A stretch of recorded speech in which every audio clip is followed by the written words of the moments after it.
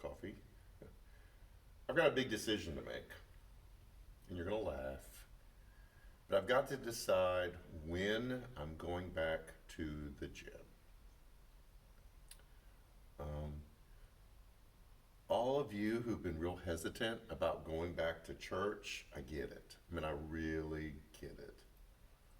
Um, I have been going to some kind of workout facility for a really long time now. And it's not just going and using the equipment and working out, it's the relationships that you build when you're there.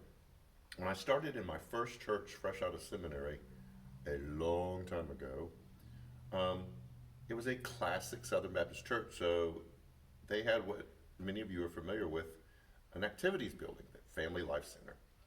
It had all these meeting rooms. It had two four-wall racquetball courts. Had a full-size gym with two cross short gyms. Had a walking track, and had a weight room. Universal machine, free weights, some other pieces of equipment.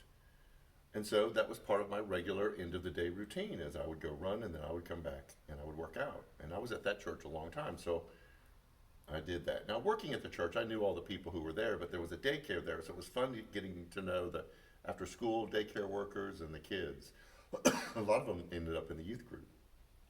My second church in Tullahoma couldn't really afford the real gym, so they had a community center, D.W. Wilson, and it was a good, decent place. And I would go, still I would run and go there and work out. But what was fun is I got to meet the people there. I got to meet Ted and Charles um, and talk football and talk trash with each other.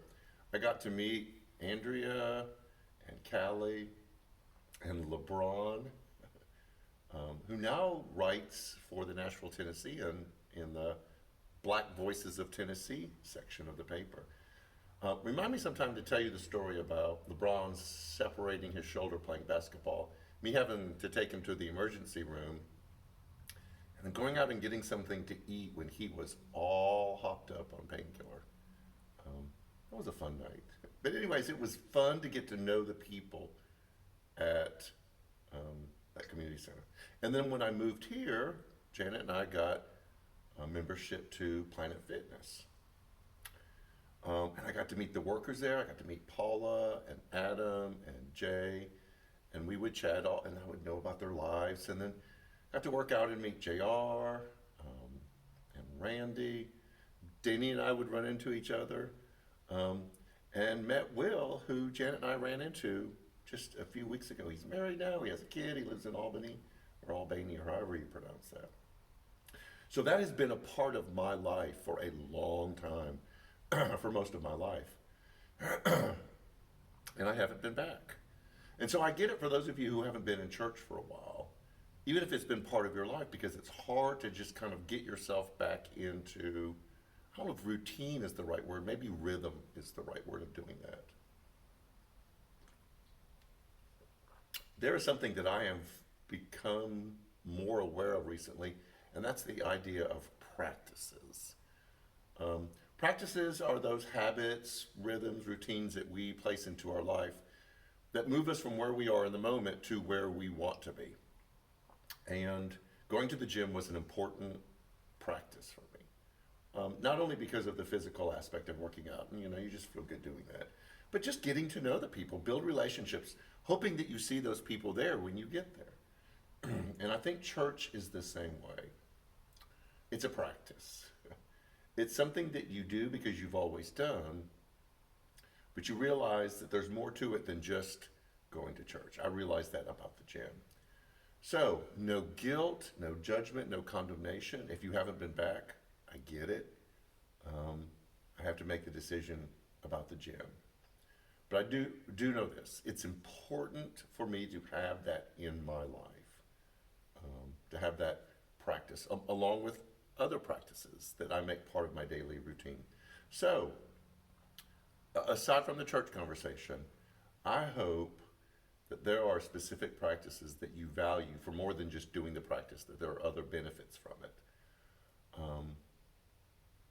And I would hope that in some way, regular gathering with other people, either in a small group or in a worship setting, would be a practice that you would consider important.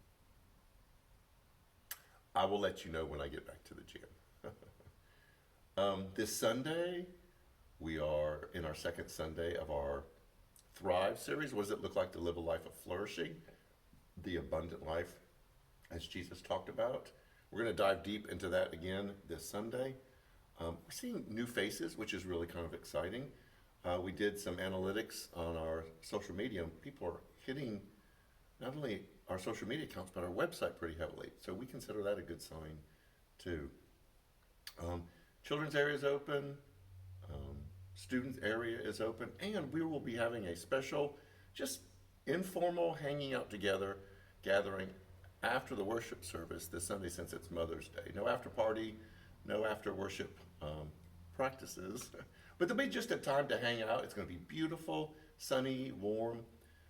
And so we hope that you join us. We won't require masks since we're outside. We'll have a few things for you to snack on. So we hope to see you this Sunday, either online or in person. So have a great rest of the week. Enjoy the weekend. And we will see you Sunday. Take care.